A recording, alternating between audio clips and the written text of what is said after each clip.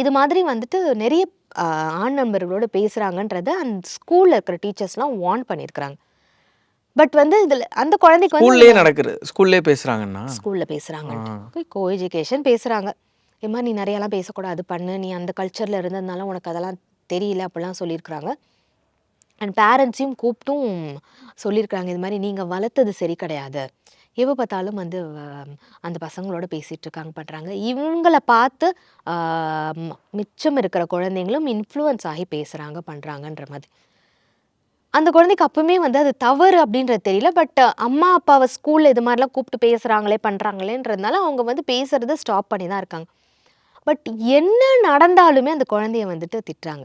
இப்போ வந்து கிளாஸில் வந்து ஸ்கூலில் கிளாஸில் வந்து ஏதோ ஒரு பென்சில் காணா போயிடுச்சுனாலும் எக்ஸாம்பிளுக்கு சொல்கிறேன், அந்த பொண்ணை கூப்பிட்டு பேசுறது, இல்லை வேறு ஏதோ ஒரு இஷ்யூ, இப்போ வந்து சத்தமாக ஏதோ சண்டை போட்டுட்ருக்காங்க நடக்கும்ல, அப்படின்னாலும் அந்த பெண் குழந்தைய கூப்பிட்டு திட்டு.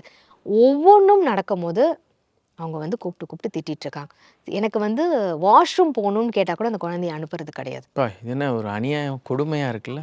எனக்கு பிடி பீரியட்னாலும் அந்த குழந்தைய கூப்பிட்டு வச்சு பேசுறது பண்ணுறதுன்ற அளவுக்கு வந்துட்டு அந்த குழந்தைய வந்து இருக்கிறாங்க. இப்போ அந்த குழந்தையோட மைண்ட் செட் எப்படி ஆகுதுன்னா, எனக்கு ஸ்கூலுக்கே போக வேண்டாம், நான் போய் எக்ஸாம் மட்டும் எழுதிட்டு வரேன். அப்படி தானே மேடம் இருக்கும்.